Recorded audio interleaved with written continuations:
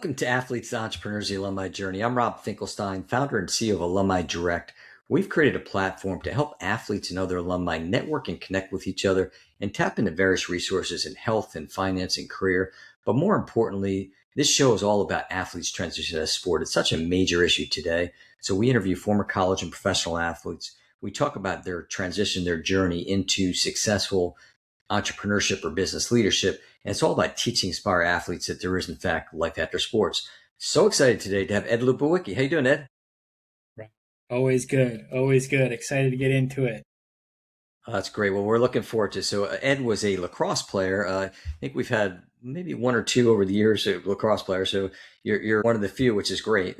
So no pressure on you. So he played at Notre Dame, and then ultimately, when he was done, he got into cybersecurity, and then wanted to really look at parlaying the athlete skills and just the things that the DNA, and we're going to talk a lot about that later, but he incorporated that and he became the founder, and he's a coach and consultant with his own company, Lubowicki Performance Advisory. So excited to hear more about that. So Ed, let's talk about sports growing up. How did that shape you leading up into college? Yeah. No, great, Rob. Appreciate it. Got to get more lacrosse players on here. Yeah, we We got we do, got you do. we got a tight community. It's an interesting sport. I think that combines a lot of other sports into it, and it's got some ancient roots, especially in the U.S. For me, yeah, I mean, lacrosse was big for me. It helped with the structure, having this deeper purpose and goal. My goal growing up was always to be able to get to the college level. I always had to deal with my dad to try to get to that point. Everything I did kind of led towards that. I played other sports, like I got some pretty good grades, but I always deep down knew that getting to the college level was kind of the most important part. So yeah, I'd say like the structure was always interesting. The team camaraderie was always my favorite part, like seeing other people succeed. I was always the distributor growing up as a lacrosse player. So seeing other people score goals was always some of my favorite parts. Seeing my teammates really enjoy the game was always really fun. And sprinkling in some creativity throughout that always was a fun thing to play with. That's great, and I think there's so many life lessons in sports leading up to it. I mean, I played the different sports as well. Now, did you have a dream of being a professional athlete? I don't think I ever really thought about it. The professional league has come a long way for lacrosse these past few years. I don't know if you've read much about the Premier Lacrosse League, but they've been doing a really great job of treating their players well and giving them more access and more training and stuff like that. So I think like if I had grown in a world where the Premier Lacrosse League was there more, I think maybe I would have. But I had always just wanted to play college lacrosse, and I was always knew that I was going to end after college. I think for me, for sure. Okay.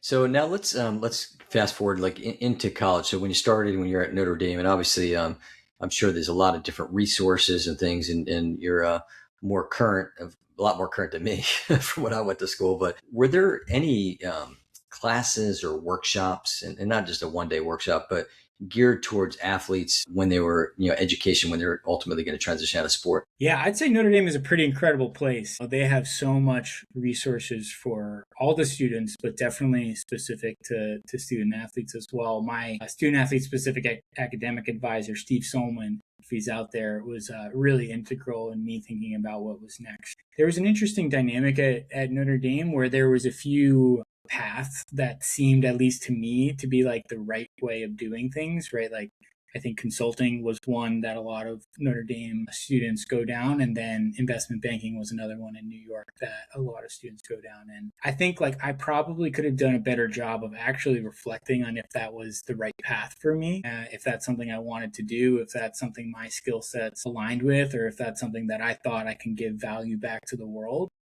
I don't think I really did enough reflection there. I'm sure there were classes and people trying to get me to do that while I was in school, but I don't think I put enough effort into actually thinking about those things. And even knowing I wasn't going to go professional and that college was it for me, I still don't think I really made peace with the fact that it was going to end and what to do when it ended from a psychological perspective. Like I had a job lined up. I was going to figure out how to make money in the corporate space, but I don't think I did enough intentional like self reflection on what I wanted to do and what I was good at. Yeah, I think it's hard. And like for us, we talk about alumni directive, just bringing together resource partners and going to schools and offering additional curriculum, not only for the current athletes, but for the alumni athletes as well. Because I think a lot of times the alumni athletes tend to get forgotten, and not purposely, but basically you've got, they're focusing on the current student athletes. But I think there's a need for more education when it comes to, financial literacy and mental health and all that, things that the school can certainly provide. And I think it's also, as you prepare to get into life after sports, for some of the sports, probably like lacrosse, and I was a runner, I ran cross country and track, maybe even like soccer, some of the ones where, soccer's got a pretty good professional presence, but I think people might just realize, or if they went to a smaller school, like, hey, realistically, I'm gonna have a great time playing sports in college, but then I'm done. They might be looking at more, what's going to be next. Whereas that's something I think should fall in the school as well. Yeah, it's really interesting. And I think the former athletes or alumni are usually the ones that need the most support, right? Like once you actually leave the school, then you're like, oh man, like I really need to think about this, whether or not you have a job, right? Like I think even if you do have a job lined up, there's a lot of reflection you can do about your time in sport and what it taught you and how to translate those skill sets into the corporate space, because I think everyone just assumes that it's easy. Like you're a runner, so you must have discipline in everything you do and in your corporate space. But what does that actually like mean? And how do you like apply that and do it in the real world? Like I think those things are harder to do, especially when it's not your current lived experience, right? Like as a sophomore in college, when you're 23, 33, 43, that feels like a lifetime away.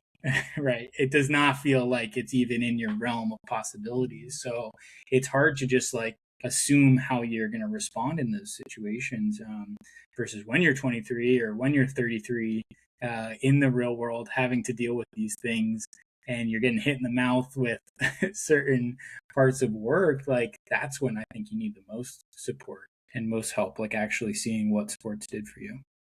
Yeah, I agree. So let's talk a little bit about networking, connecting. Obviously, it's a big topic. Talk about the importance of doing that, especially while you're still in your sport. Yeah. Well, I think when you're in your sport, so many more people want to help you, right? Like when you're in the limelight, when someone sees you on TV, they're like, I'll do anything I can to even connect with this person. Versus as soon as you retire, I think it's kind of a little bit more of an uphill battle. And it depends, right? Like Notre Dame has an incredible network. Like if anybody went to Notre Dame and asked me to connect, like immediate, I'm saying yes, and I am trying to help them as much as I can, regardless of if they're playing or not. But it's just like a little bit of a different dynamic once you retire, where it's like comes with additional thought process. So I think it's really important, this networking piece, whether it's with your school or not. Like what's the saying, your network is your net worth or something like that. And that's the approach that I've been taking for my own business as I'm building. I've talked with 414 people in the last 2 years, some from a business perspective, some trying to help athletes as they're retiring themselves. And every single time I talk with someone, whether it's transactional or not, or results in anything or not, I always learn something. I learn how they are approaching certain things or how they use their skill sets in sports in their own ways. So very worst case scenario, I always learn something. Yeah, I think that's key. It's using it as a learning experience. And then I've talked to athletes that we encourage networking even in high school, because you got your teammates, you got their parents, you got, coaches, people that want to help. And the one thing I always say too is just sometimes people feel like, well, what can I offer that person? Like I'm a young athlete and maybe this person's a millionaire. They've got this big company. Like, how can I help them? And I think it sometimes it might be just, could be they were an athlete themselves. They're enamored by athletes. Maybe they got kids that are athletes that you can help out. So I think if you take that approach of just, how can you help somebody else? It goes a long way. And even on the last podcast, one of the last podcasts that I had, I was talking to the athlete, and he was saying that people are more impressed when you just kind of put yourself out there and be vulnerable and just know that people are willing to help. Yeah.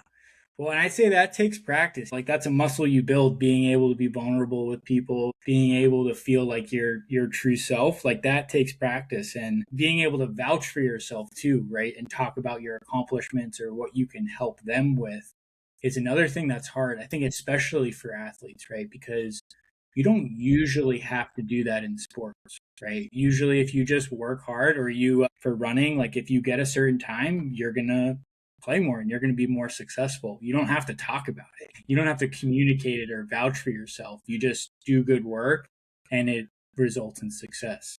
So in the corporate space or anything outside of sports, like that's not usually the case. Usually you do have to communicate your values and your skill sets and how you can help people and how you can vouch for yourself. You have to do those things, which I think is really hard to conceptualize as an athlete. Yeah, I agree. And then how about from across networking, across sports, talk a little about that when you're at Notre Dame. I mean, a lot of times it seems like it's very siloed. I know some of it has to do with schedules, but you find football with football, baseball with baseball, basketball with basketball, lacrosse with lacrosse. Were you interacting with other athletes at Notre Dame? Was that kind of just encouraged or just naturally in again, building these relationships with? Yeah, I do think it's an interesting paradox where the silos get created because you think you're building a culture that's very tight knit. But when it gets too siloed, I think you lose out on learning from other people's circumstances and experiences, right? Like even when you're playing sport growing up, you learn that if you play other sports, you learn how to move in a certain way, right? Or you learn how to approach things in different, from a basketball perspective versus a lacrosse perspective. So I think that goes towards networking probably too, where if you learn how other people are interacting or how they're approaching life at all, it probably helps in certain ways. I'd say as soon as you graduate, those silos, I think, pretty quickly get eliminated, right? Like I'm a part of this networking group called The Post, and there's thousands of people, all different sports. But as soon as you talk to somebody in their networking environment, there's an immediate respect, regardless of sport, regardless of level. Like you immediately know that they went through some difficulty in their lives. They accomplished certain things. They are disciplined enough to stick to something. So I say like as soon as you're out of the sport, I don't think it matters as much, right? And I don't think those silos are created as much once you're on the other side of it. I see that. Where sometimes you might see it at the professional level, maybe it's a little bit different. But to your Yeah. point, once they're out of sport, and I think there's that affinity relationship of being an athlete and experience, and like you said, experience a lot of the same things. We do a monthly networking event podcast. My podcast guest, which Ed was just on as well, and you got to see it's cool to see athletes from different sports. And you've got, whether it be football, baseball, lacrosse, it could be swimmers, it could be MMA fighters, soccer players. It's basically, it's seeing everybody roll up their sleeves and how can we help each other with our businesses. We have that common thread of being an athlete. Yeah, I do think there's like certain foundational elements that every athlete, regardless of sport, learns, right? Like the dedication, the teamwork, and stuff like that. What I think is really interesting is how each of those sports naturally lends themselves towards certain industries or certain professions or certain ways of approaching business, right? Like depending on your sport, depending on the position in the sport or how you played that position, naturally lends itself towards certain ways of doing business. And it's not always the case, right? Like it's not 100%, but the skills you learn as a baseball player are different than the skills you learn as a curler, right? Like maybe baseball players are used to striking out a few times, which might not be the case for curlers who have to be exactly in the right position. And if they fail, like it's like a centimeter off, then they feel like they failed. So I think like reflecting on your sport and what it taught you, your position and what it taught you, and how you played that position is like this huge personality assessment almost for how you can approach business or how you can approach relationships or your community or anything really. And it's all things that like get baked into your blood, right? Like you learn it in a physical way through countless experiments and countless iteration on how you approach like success, how you approach failure, how you approach dedication, whatever, all these things. But it only really comes to fruition if you can reflect on it and put words to it and enact it, right? And experiment with it in the real world. So super interesting. Yeah. And even in the conversation we had yesterday with, like, I talked with a martial artist, a skier, like so many different sports that had different ways of even like talking about their sport and about their business. So yeah, super cool. Yeah, it's true. It definitely makes it interesting seeing that. And then let's talk about alumni engagement. And you kind of alluded to it before. I'm sure Notre Dame does a great job of that, like you said. And you're like me. I went to University of Delaware, so if I meet a Delaware alumni, my first inclination is, what can I do to help? It's kind of cool, especially when you're far away from the university. Was there a movement towards bringing athletes back, and not just for homecoming games and all that, but more so to work with other athletes there, kind of mentor them, whether it be the current athletes or the alumni athletes? Yeah, I mean, I think it's interesting because a lot of the logistics to get people together, first of all, is kind of annoying, right? Like just getting the schedules and the right dates and things like that. I think depending on the sport, a lot of times it falls on like one person, right? Like one person organizing the communications around uh like the big events, right? The communications around what's happening on the team, right? Like obviously the coach can't communicate everything to everyone. So I think usually it falls on one person instead of like a big piece of infrastructure.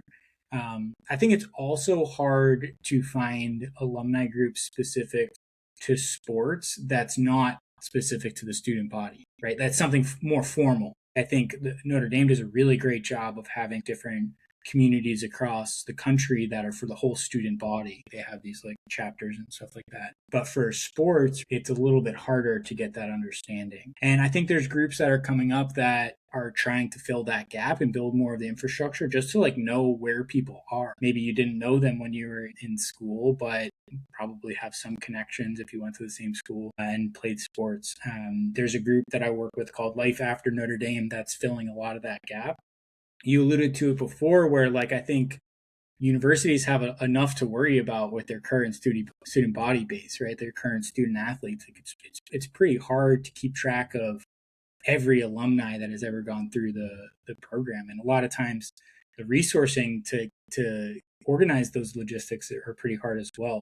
Life After Notre Dame has done a really good job of just like kind of talking about where everyone is and what people are doing and how they can help. And they do a similar spotlight of people that are trying to give back. And I was lucky enough to get featured in one of those things. And it's been really helpful, just like connecting with more Notre Dame athletes in a more organic way, because sometimes that can be awkward. Even though I would help any Notre Dame athlete in blink of an eye, it's awkward messaging someone on LinkedIn like, "Hey, great game yesterday." That feels a little forced. So yeah, it's really interesting. I think that awkwardness and building that infrastructure, just showing where people are, I think is really helpful. And if organizations like Life After Notre Dame can do that, I think it's makes it a lot easier. Yeah, no doubt. And I think, and, yeah, part of the problem too, sometimes I guess with alumni engagement, at least from an athlete perspective, is that, there's changes in the coaching staff. There's sometimes changes in the athletic director. So there might not be the continuity, but still, I think it's important that as a school recognizing that, giving back to your athletes, not just the ones that are there, but the alumni too. I don't know if you got a chance to watch or listen to any episodes, but I always have my two questions. And sometimes people that watch it, so they know what's coming. Not hard, but so if you can go back in time, a little Back to the Future action, hop on the DeLorean, and you can go back to freshman Ed at Notre Dame. What advice, 10 words or less, would you give to him? Baby. Yeah. 10 words or less. I would first of all relax and just like let things happen the way they're supposed to happen. And now I'm getting over 10 words, but also just trying to make it unique to me, right? And not necessarily thinking about other people's advice. Maybe this is a little meta answer, but not thinking about people's advice as much and just like organizing my own thoughts and my own preferences on how I want to approach this sport of lacrosse, but also approach the world, right? Like, and how I can make an impact on the world, instead of falling for the trap of like doing what other people think is right for me. Okay, good deal. And then fast forward to senior Ed. What advice would you give to him? Buckle up. Yeah. Get ready to rock. I think another thing is reorienting my strengths to be more what value I can give to the world, instead of thinking about like specific to me what I want from the world, changing that thought process to be like what I can give to the world, either from a product perspective, from a services perspective, a communication perspective, a relationship perspective, like how I can impact people. Yeah, no, that's great, and I think that's a great mentality. I mean, I try to do that as too. I mean, across anything that I do, is just not expecting what's in it for me, but like how can I help other people. So let's now talk about your transition to sports. So you said you played sports growing up, ultimately lacrosse, and taking lacrosse to Notre Dame. So when you were done with that, and now all of a sudden you're going into the real world per se, how was that transition for you? Yeah, I think it was a journey, and I think it was a roller coaster of different emotions to make peace with it. I think initially I had a weird sense of relief, actually, like that I didn't have to focus on this sport any longer, and I can try something new or become someone different, kind of thing. I think that brought me down a certain way in my experience at Deloitte. Instead of embracing and giving grace to my experience as an athlete, I think I just tried to ignore it and move on and do something different. I didn't even really tell a lot of people in my experience at Deloitte that I was an athlete, because I didn't want that to be a certain bias or something like that. And really, it didn't hit me until probably like 5 or 6 years after graduating, where I realized how much I relied on the structure of sport in my life, and how much I missed it in the corporate world. Like for a long time, I just like tried to grind and work as hard as I could and be the best I could at whatever it was, and didn't have much direction on where that was leading. Like in sports, you have a national championship, right? Like you want to get better at your sports. It's a lot more obvious about how to get better. In the corporate world, like you can just grind forever and go into an abyss in whatever direction. So I think probably not until 5 or 6 years after I really realized that I wasn't enjoying the content of my work. I wasn't enjoying the place of my work. Like I lived in New York City, and it was probably a little bit too intense for me, or too much going on for me. Now I live in Charlotte, North Carolina, right on the lake. It's a lot more quiet and peaceful.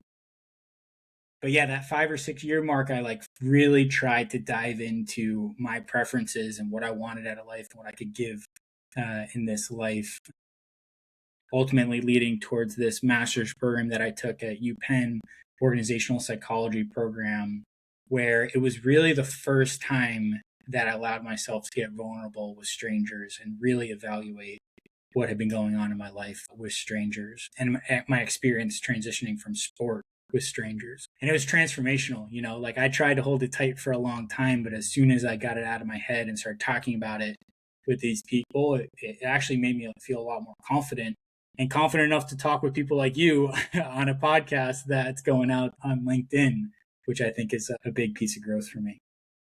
Yeah, it is. And I think it's everybody has a different journey when they transition out, some more than others with the struggles. I think a lot of the times a big problem is the identity.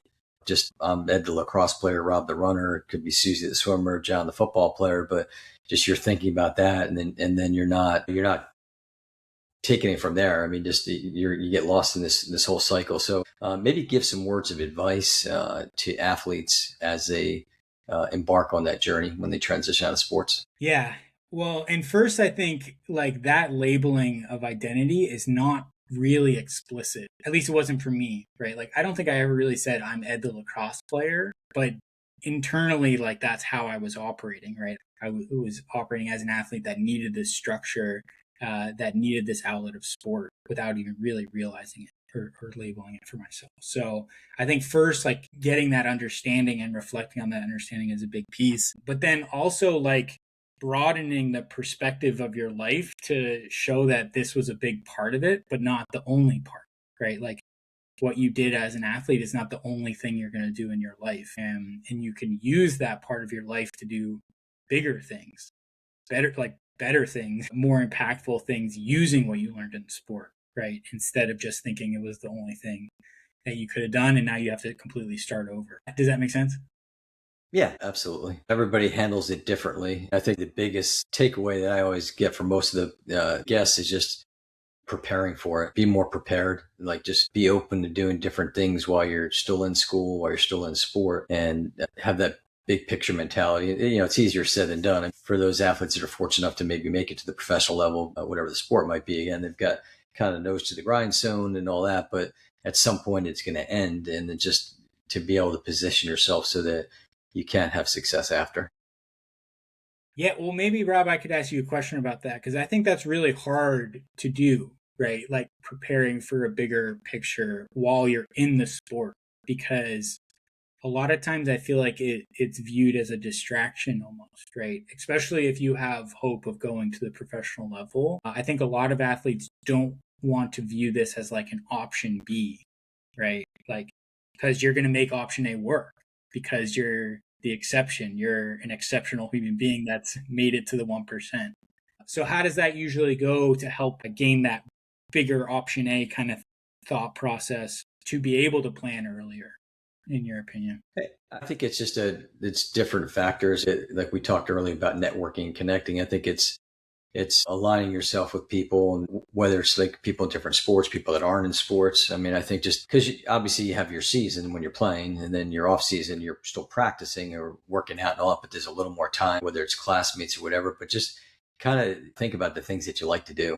So like it's besides sports, I mean, there's things that hobbies or things like that, that now all of a sudden you can start maybe looking at that big picture. Okay, well, if I wasn't playing my sport anymore, well, I really like to do this. Maybe I like finance, I like selling, whatever that might be, kind of positioning yourself to have those thoughts. Yeah, and I'd say like even in your sport, I don't think a lot of athletes actually think about why they like the sport or what they're good at foundationally, right? Like besides the technical pieces of like how you throw the ball or your running gait or whatever, the technical sides of what you're good and bad at, like I don't think a lot of people really reflect on the underlying foundational skills of why you're uniquely good at your sport. And starting with that, and maybe that opens up into a parallel industry like selling or finance or something like that, where they value that same skill set that you use to get to be a small percentage of the world. So that's what I've been really trying to do, starting with what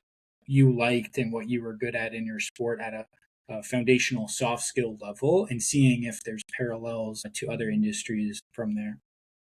That's great advice there, and I think it's a good segue into what you're doing today. So you got your master's in psychology, and now you started your company. So talk about what you're doing today, how you're making an impact on these athletes and others. Yeah, it's been really interesting. It's been really fun.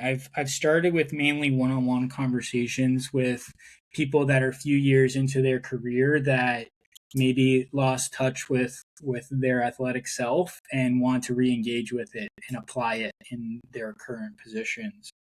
And it's been super interesting seeing how different those responses are for different sports, right? Like a wrestler versus a cross country runner has very different connections to their time in sports. And I think once you're a few years into the corporate space, you kind of have an awareness of how it works and how to organize your calendar and what agency you have or how you can be a leader. And then reconnecting with your time in sports uh, really is a differentiator because I don't think a lot of uh, employees have that training, right? Leadership training from sport. Like I remember I once took a learning and development class on resiliency, and it was like an 80-page deck. And I was like, I don't know if you learn resiliency as well this way as getting hit in a football game and getting back up, or losing a game and still figuring out a way to be successful. Like those things I think get baked in your blood as resiliency. So what I'm trying to do with my business is just really tap into that and use sport as this big personality assessment that you can apply to your role now, whether it's in the corporate space, whether you're an entrepreneur, whether it's with your family or your community. Just really like tapping into that, embracing it and labeling it, and then using it, right, instead of ignoring it, because that's something that I struggled with in the corporate space, like actually knowing what sports did for me and how I can apply it. Okay, and then is it all one-on-one coaching? Or are you working with multiple groups? Like how does that work? Yeah, mostly starting one-on-one coaching and moving into group coaching as I get more and more people and can find connection points between the different folks. Yeah, and I think eventually getting to a model where I can help organizations with a framework that they can help their alumni do this organically, right? Like if you can establish this type of conversation and this type of work with the one alumni that is organizing every event, right? I think it grows from there. So yeah, taking it step by step, mostly one-on-one for now, and then moving into group and more framework and more systemic type solutions. Okay. And then it's just, and now you're focusing specifically on athletes. And the idea is to kind of utilize their skills and their experiences to help guide them in what they're doing today. Right. Yep. Exactly. Yeah. Former athletes, mainly people that are like a few years into their career and trying to figure out how to get to something more fulfilling. Yeah. Right. And another big part of my business is collaborating with other folks that are already helping former athletes or current athletes, right? Because I think a lot of the work that we've been talking about can start when you're still competing, obviously, right? If you're able to gain this self awareness, then you're able to hit the ground running when you enter the corporate space. And so finding ways to use my research in that way as well has been really fun. All right, great. So how can people find you? Yeah, so I'm really active on LinkedIn, Ed Lubowicki. I post a lot of stuff on LinkedIn, and then have a website built, luboadvisory.com, Lubo, that has a lot of my programming, some of my research, and some of the stuff that I'm doing right now. So yeah, either way, it works for me. Oh, well, this has been great. I mean, it's talk about the nuggets every week that we get, and Ed gave a lot of good advice. And I think one of the key takeaways again is utilizing your experience as an athlete and just helping that in you as you transition, and ultimately even without transition, once you're in your next level of life in your careers. You can find us at alumnidirect.com, or the show Athletes Entrepreneurs Alumni Journey. It's on the Alumni Direct YouTube channel. It's across all the different podcast networks, Spotify and Apple and all that. But each week I say we just encourage people to watch and listen. I always say, obviously, I'd like to help at least one person, want to help more than that. But just, I think it's a big issue today with transition out of sports. I mean, now we got the Olympics here, and now all these people train for all these years, and now it's going to be done for another 4 years or maybe forever for some of these athletes. And just what do they do next? And that's what we like to go. So Ed, thank you again. This has been great. Yeah, Rob, thank you. And thank you for using this format. I think like telling your story is a big part of getting autonomy on your story and thinking about what's next. So really powerful hearing from other people that may have struggled with the transition as well, and people that want to get through it productively. So yeah, really appreciate the work you do. Yeah, my pleasure. Thank you.